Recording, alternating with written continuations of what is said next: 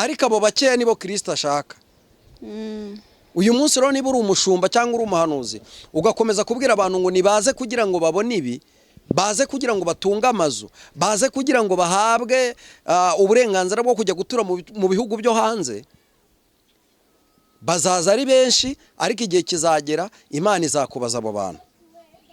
Kuko icyo Imana yadutumye ni ukugenda kubwiriza ubutumwa bwiza, abemera tukabatiza mu izina rya Data n'Umwana n'Umwuka Wera, bagahabwa kuba icyaremwe gishya. Uyu munsi rero baratuyobya, kuko uzasanga waratangiye gusenga ubwirwa izo nyigisho z'uko uzabona ibi, usanga imyaka ibaye myinshi nta n'ibyo wabonye. Nawe rero uziha igisubizo. Ngewe numva rero abantu bakwiye guhindura inyigisho zabo, bakigisha iby'ubwami bw'Imana, bakareka kwigisha ibintu bidahwanye n'ubwami bw'Imana. Kuko abantu benshi bajya bava mu by'Imana bavamo kubera ko ibyo babasezeranije batabibonye. Imana yiravuga kandi yavuga igasohoza. Birashoboka ko ushobora kuza kubwo gushaka ubuntu bw'Imana, ejo Imana ikakubwira ngo mwana wanjye, ukayigiriraho umugisha, nguhaye amafaranga, gacya kuko ukabona igitangaza cy'amafaranga. Ibyo bitangaza nabyo Imana irabifite, ariko ntabwo tuzabwiriza abantu ibitangaza, ahubwo tuzababwiriza iby'ubwami bw'Imana kugira ngo baronke Kristo. Naho nubabwiriza iby'ibitangaza bazaza ari byo bahanze amaso, kandi nibatabibona bazagenda. Niho ujya kumva umuntu ngo imyaka namaze nsenga ntacyo nabonye mbivuyemo, imyaka namaze nsenga urugo ruranze rurasenyutse, imyaka namaze nsenga ndanje mfuye ndi umukene, imyaka namaze nsenga ibyanjye biranze birakwamye. Wajye kukabona aragiye kubera iki? Yigishijwe nabi, abwirizwa nabi. Abo rero ubugingo bwabo buzabazwa ababigishije, kuko babigishije ibitandukanye n'iby'Imana yatumye kugira ngo abantu bigishe. Uzacunge uzasanga abantu benshi babwiriza ubutumwa bwiza mu nsengero, kandi ubutumwa bwiza bukwiriye kuvugirwa aho ibyaha bikorerwa. Abavuga butumwa bagakwiye kujya ahantu hakorerwa ibyaha, ahantu habera imirimo itari myiza itanezeza Imana, akaba ariho bavugira. Bakajya mu tubare, bakajya aho indaya zitegera, bakajya aho abagome n'abagambanye bari, akaba ariho bavugira ubutumwa bwiza. Kuko ubwo butumwa bwiza ababukeneye nyine n'abakora ibitandukanye n'iby'ubutumwa bwiza, akaba ariho bajya kubwiririza. Ariko uyu munsi niyo ugerageje gusohoka mu idini ukajya kubwiriza aho ibyaha bikorerwa, baraguca, baraguhana, baragutenga, bagushyira inyuma y'itorero, baguha igihe cyo kwiga. Kandi ahubwo bagakwiye kuba ari wowe bagira umushumba, kuko ni wowe ujya kubwiriza aho Kristo ashaka.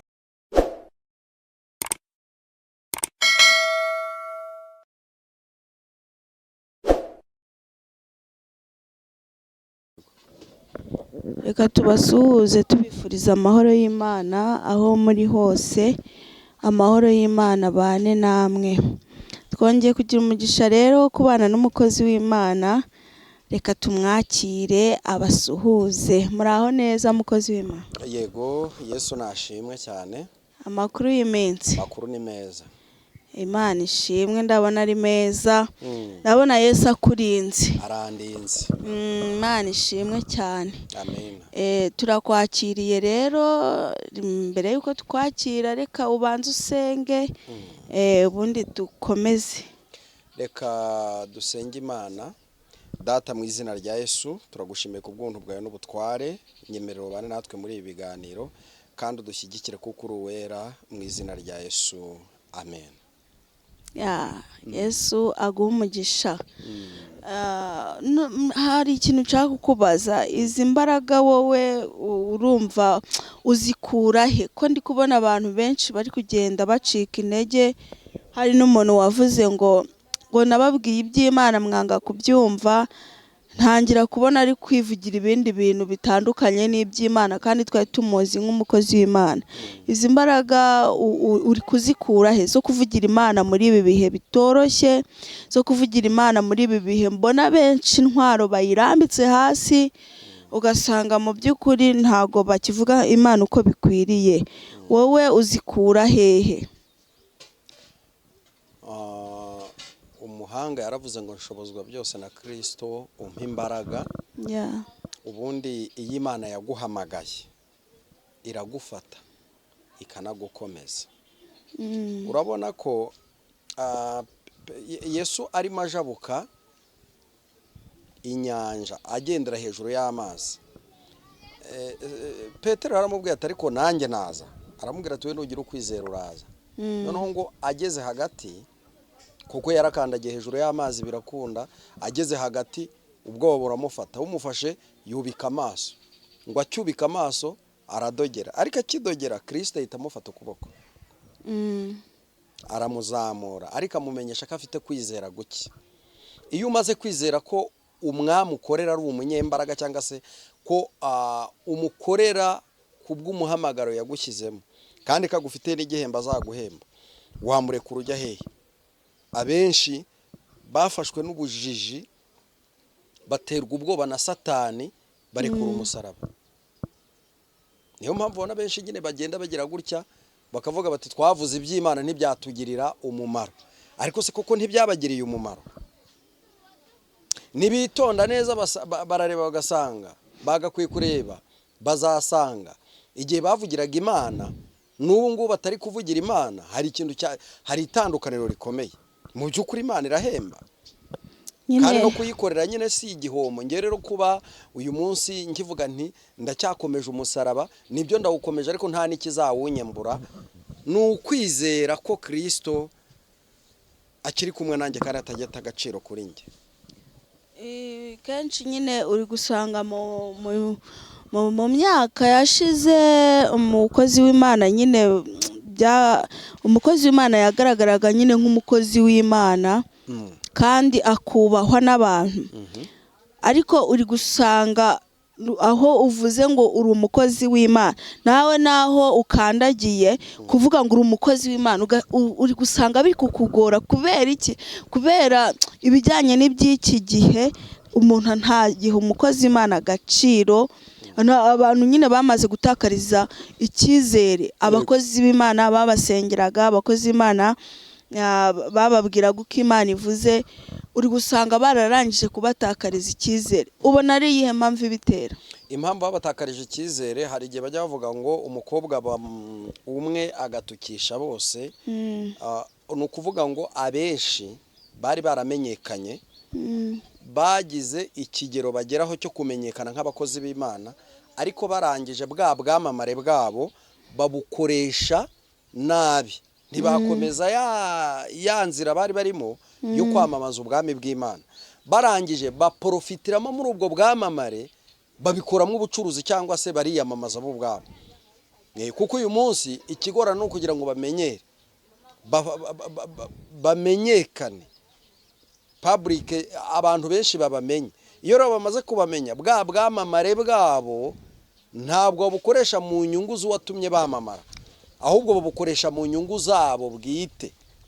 Niyo mpamvu uzabona benshi uyu munsi bamaze kurekura umusaraba, ariko ujya kumva ngo umuntu n'umuririmbyi, ukabona umuhanzi ukomeye, wajya kureba ugasanga yazamukiye muri korari runaka,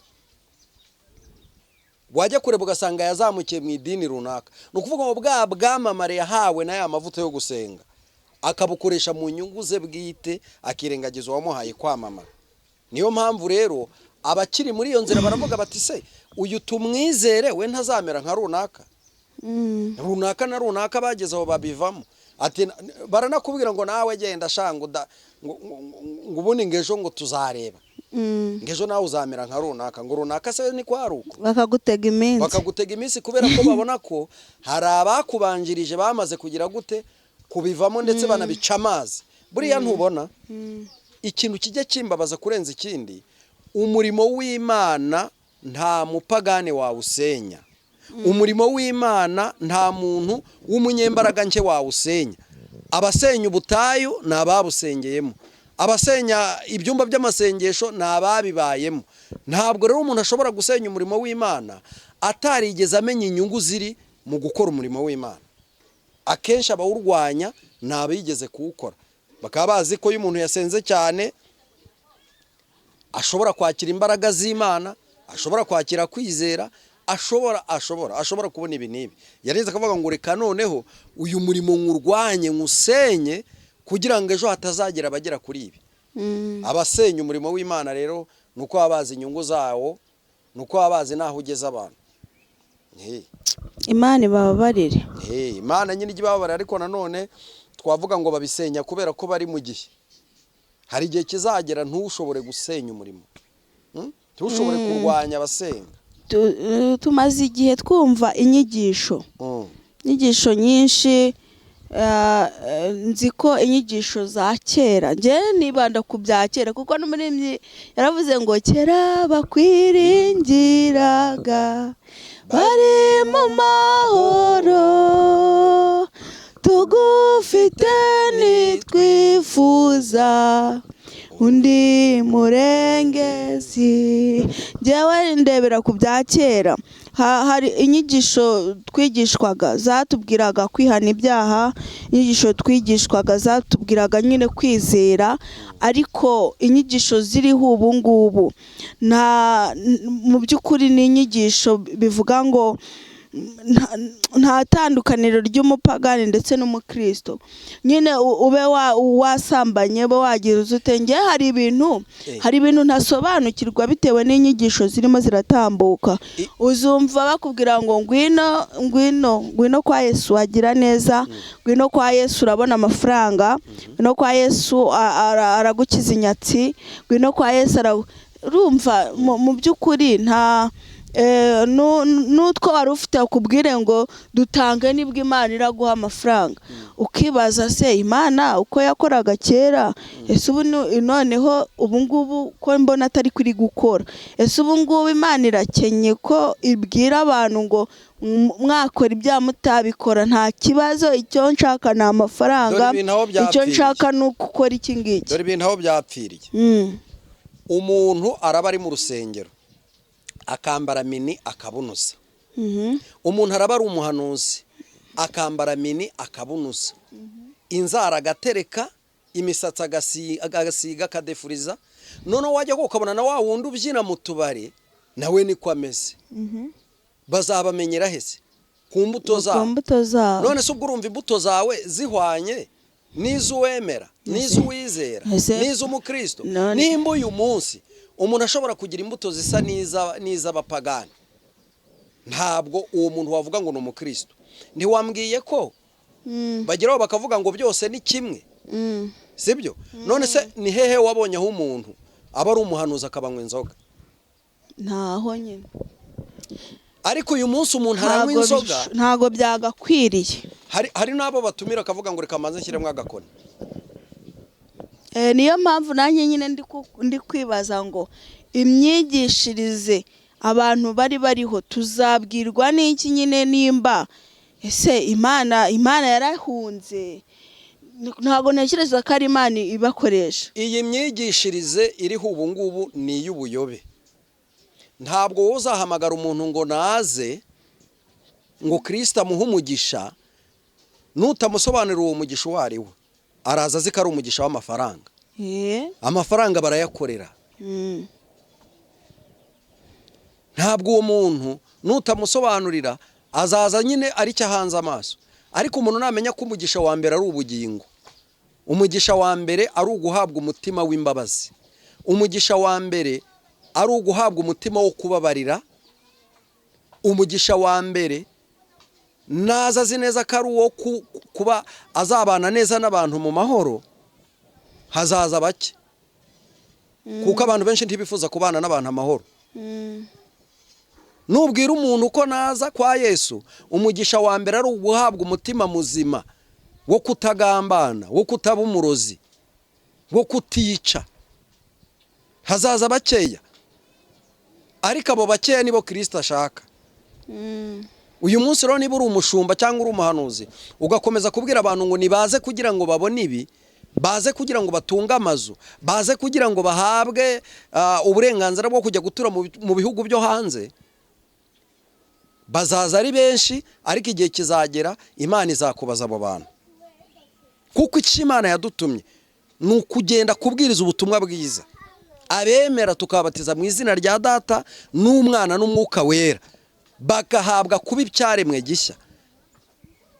Uyu munsi rero baratuyobya, kuko uzasanga waratangiye gusenga ubwirwa izo nyigisho z'uko uzabona ibi usanga imyaka ibaye myinshi nta n'ibyo wabonye. Nawe rero uziha igisubizo.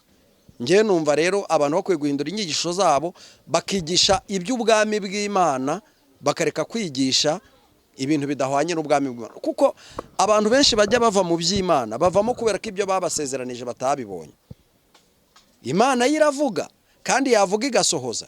Birashoboka ko ushobora kuza kubwo gushaka ubuntu bw'Imana, ejo Imana ikakubwira ngo mwana wanjye, ukayigiriraho umugisha, nguhaye amafaranga, gacya kuko ukabona igitangaza cy'amafaranga. Ibyo bitangaza nabyo Imana irabifite, ariko ntabwo tuzabwiriza abantu ibitangaza, ahubwo tuzababwiriza iby'ubwami bw'Imana kugira ngo baronke Kristo. Naho nubabwiriza iby'ibitangaza bazaza ari byo bahanze amaso, kandi nibatabibona bazagenda. Naho ujya kumva umuntu ngo imyaka namaze nsenga ntacyo nabonye mbivuyemo, imyaka namaze nsenga urugo ruranze rurasenyutse, imyaka namaze nsenga ndanje mvuye ndi umukene, imyaka namaze nsenga ibyanjye biranze birakwamye.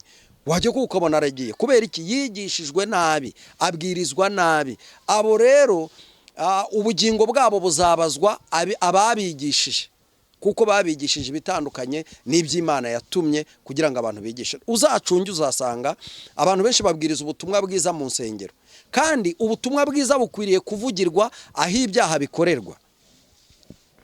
Abavuga butumwa bagakwiye kujya ahantu hakorerwa ibyaha, ahantu habera imirimo itari myiza itanezeza Imana, akaba ariho bavugira.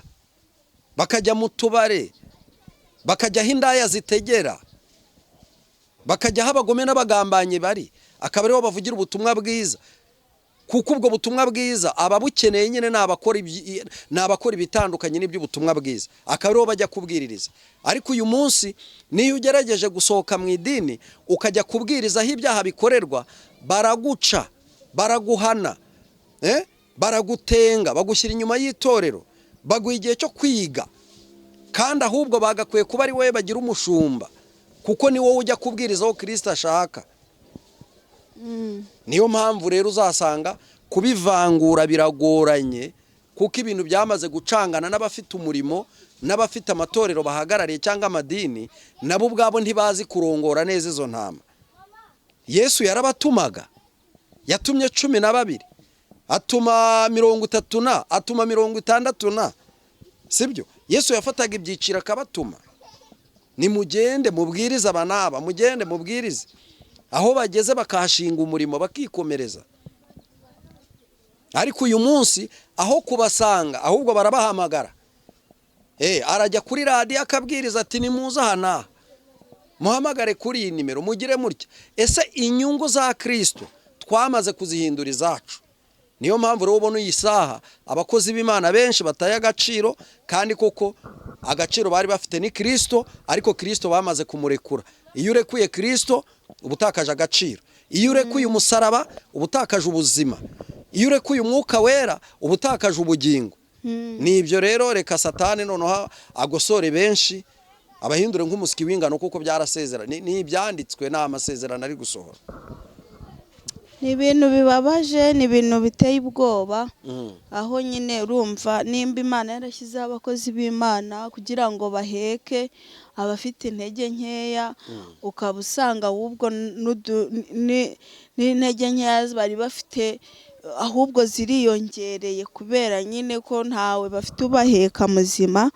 Ni ikibazo. Ngewe urumva niyo mpamvu natangiye nkubaza iki kintu, kuko ibintu birimo birakorwa n'abakozi b'Imana biteye ubwoba. Urahamagara umukozi w'Imana ati nsengera, akakubwira ati ikibazo ufite ikihe kibazo, ukakimubwira. Nimba ari uburwayi akakubwira ati rero banza ukanda akanyenyeri. Ese wowe wemeranwa n'abo bantu? Oya, kubera yuko umurimo w'Imana ntugurwa, igitangaza ntikigurwa. Akenshi uzasanga bene abo bantu baca abantu amafaranga, uzasanga nta n'Imana ibarimo. Hari igihe abantu bamwe bajya bavuga bati se ko yanciye amafaranga akansengera bigakunda. Oya, afite ibindi yakoresheje. ntabwo Imana yishyuza ibitangaza, uretse n'ibitangaza n'agakiza ntiyakakwishyuza. Bene data ndabinginga ngo mutange imibiri yanyu ibe igitambo kizima gishimwa n'Imana, mukorere Imana ntacyo murebyeho, mutange imibiri yanyu ku bwa Kristo Yesu, mwibabaze kubw'ubwoko bw'Imana, musengere benshi ntacyo mubaciye, muhanurire benshi ntacyo mubaciye, umubiri nyine ubabare ubigenderemo, ariko uba igitambo kizima gishimwa n'Imana. Ariko ubu aho kuyigira igitambo kizima baririrwa bayinjizamo imyanda. Ni gute se umuntu aguhamagaye ngo nsengera ndarwaye, umuciye amafaranga, harya nuko kwa muganga bitananiranye, kwa muganga byanze, ahita kuvuga ati dupatane ku kibazo cyawe, ugomba gutanga aya ngaya, ngomba kugusengera umaze gutanga aya ngaya. Kandi hari ababikora, abo babikora babagira izihe nama? Hari abantu babikora benshi, ariko reka mbabwire ko bazapfa kandi bagapfa urupfu rubi, ndetse nta nubwo bazapfa urupfu rurenze urwo bapfuye, kandi bizeye umuhanuzi nyine ibyo umuhanuzi yababwiye. Naringize ngo bariya bakwa amafaranga mu gihe cyose batari bamenye ukuri, baracyari mu bubata, ariko niba bamenye ukuri kuzababatura. Reka mbabwire iki kintu, nimba byarakubayeho ntabwo uciriweho iteka, igisitaza ntikibura kuza, ahubwo ukizana niwe ubona ishyano. Ariko ndagira ngo nkwibutse ko igitangaza cy'Imana ntikigurwa, kandi Imana igutabara ari uko isaha yageze. Ikigusaba wowe ni ukuba mu mwanya mwiza. Nimba usenganye n'umuntu rimwe, ugasengana n'umuntu kabiri, ntakubwira ibyo kwanga icyaha n'igisa nacyo, kura mu nzira. Ntabwo ngo ari umukozi w'Imana. Umukozi w'Imana yerekana itandukaniro, akavuga ati iyo ukoze ibyaha bikubera iki? Bikakohereza hana. Iyo ukiranutse, gukiranuka bikubera iki? Bikakohereza hana. Abagomba kuba azi gutandukanya icyaha no gukiranuka, sibyo? Akaba azi kuba umupagane no gukiranuka, ibyo bintu akabigutandukaniriza. Ariko gutazakubwira ibitangaza kuva kwa mbere kugeza ku wundi wa mbere, nawe nta n'ibyo ubona, gakandi uracyari kumwe nawe, uramwikurura wose ushaka iki? Ubahiriza amategeko y'Imana. Inyigisho nyinshi z'ubuyobe zimaze kugwira, ndetse zigeze no ku bana batoya. Nicyo kintu kitubabaza. Aho umwana bamubwira ngo ngwino mu rusengero wambare mini cyangwa akora ukore darama mu rusengero, akaza gukora darama mu rusengero, kandi ari umwana wagakwiye kurereshwa amata y'umwuka, akarereshwa Bibiliya. Ukaba uri kumubwira ngo mwana iga Zaburi yose uyifate mu mutwe uyimenye. Umwana akaba azi Zaburi ya mbere, Zaburi ya kabiri, Zaburi y'ijana, zose akaba azizi mu mutwe akazimanuka. Ariko wowe uramuzana mu rusengero ukamujyana hariya ngo najye gukora darama mu rusengero, azakura azi ko mu rusengero bajya gukoreramo darama.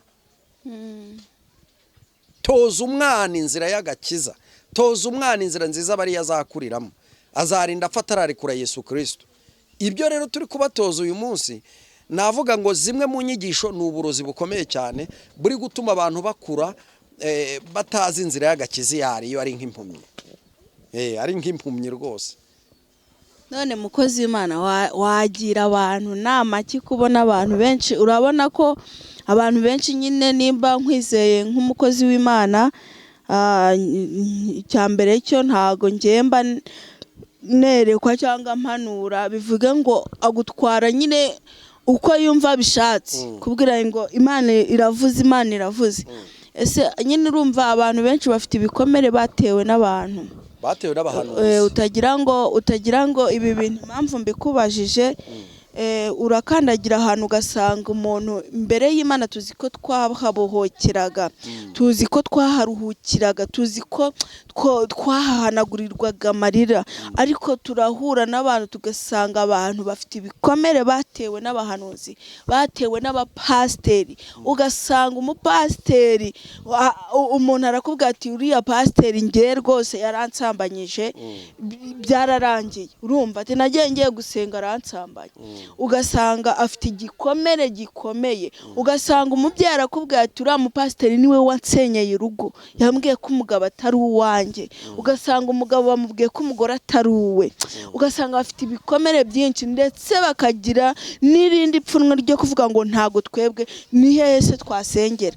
Ugasanga umuntu nyine gusenga arabiretse, gusenga arabihagaritse kubera ibikomere yagiye aterwa n'abo bantu, kubera ibikomere yagiye ahura nabyo. Wabagira izihe nama? Reka mbabwire ko umwana w'umuntu yagutera igikomere ariko Yesu yakomora igikomere. Amen. Umwana w'umuntu yakubeshya ariko Yesu yakubwiza ukuri. Umwana w'umuntu yaguharara ariko Yesu ntiyaguharara. Umwana w'umuntu yagira ibyo akwima ariko Yesu ntiyabikwima. Kandi nongere nkwibutse ko umwana w'umuntu yaguhereza nanone byose, akaguha bibi n'ibyiza ariko ntiyaguha ubugingo. Wikwita ku baguciye intege, wikwita ku baguhanuriye ibinyoma, wikwita ku bakubeshye. Izera Imana nubwo wabaye muri ibyo bihe, nabyo ukwiye kubikuramo isomo. Warangiza uyu munsi wa none ukizera Imana, kandi iyo Mana nuyizera izakubera ibyiringiro nk'uko yabibereye umugaragu wayo Aburahamu. Kuba rero ibyo byarabaye ntibiguca intege, Imana yo ntiyahindutse. Garukira Imana nayo irakugarukira. Amen. Wagakwiye kuba nimba warabeshywe n'abahanuzi, uyu munsi wa none usenga usaba Imana kugira ngo nibuze nawe ujye ubona cwe agakiza tugahabwa ku buntu. Impano z'Imana tuzihabwa ku buntu. Nimba warabaye mu kajugane k'abahanuzi bakakuyobya bakakujyana hirya no hino, uyu munsi reka nkubwire ngo senga Imana nawe guhereza impano irazifite zijyanye n'ubuhanuzi, zize ziyongere kuzo wari usanga. Ntucike intege rero, ejo buzacya bucyana yandi, imbere y'Imana byose birashoboka. Koko twemere ko nta bahanuzi bagihari cyangwa nta bakozi b'Imana bagihari? Abahanuzi barahari, abakozi b'Imana barahari, bazabaho, bazagumaho kugeza isi irangiye. Ntabwo Imana igitsindwa. Erega bose bashirira, bapfira gushira. Ntabwo bishoboka. Ahubwo abishyira imbere nk'akaguru kambaye ubusa, ubo ni benshi. Bashaka no kuga, ariko ubundi ntabwo mwitegereza ngo murebe. Nimba uyu munsi dufite abahanuzi bashaka kugutsindagiramo ibintu ngo byumve ku mbaraga, ntabwo ibona ko ari abapirata, ari ababayari. Umuhanuzi w'Imana niyo arekuye ijambo, Imana ikimucishijemo arakirekura, ubundi agategereza igihe kizasohorera. Niyo gisohoye ntaza kukiyemeraho ngavuge ngo ninjye wahanuye biriya. Naherekera mbabwira, nimba umuhanuzi ari kuza avuga ngo ninjye wahanuye ibimpanura ibimpanira ibi, ni munyemere. Ubusa bensha inzira aho yabagejeje ntimuhazi. Twarabivuze kuva mbere. Umuhanuzi wiyamamaza ushaka kugira ngo abantu bamwemere ku mbaraga, ntabwo ari we, si umuhanuzi. Umuhanuzi arahanura, icyo yahanuye nicyo cyemeza abantu. Kandi na Bibiliya bivuga, iravuga ngo umuhanuzi yemerwa ari uko ibyo yahanuye bigize gute, bisohoye. Igihe bitarasohora ntabwo aba yarakaba umuhanuzi. Abahanuzi rero barahari. Imana dufashe, Imana tugirire neza. Ndagira ngo murabyumvise rero, mujye muri comment mutubwire, kuko birakaze ariko haracyariho ngo abahanuzi, haracyariho n'abakozi b'Imana. Nta mpamvu yo gucika intege. Mukozi w'Imana, reka tugushimire. Reka nanjye mbashimire, mbifurize kugubwa neza, mwanga icyaha n'igisa nacyo, mutunga umutima nk'uwari muri Kristo Yesu. Amen. Kandi niba udukurikiye ubabaye pe, reka nkubwire ngo kurira kwararira umuntu, ariko mu gitondo impundu zikavuga. Reka masabe kugira ngo mwe mutari mwakora subscribe, mukore subscribe. Yesu abaho umugisha. Shalom.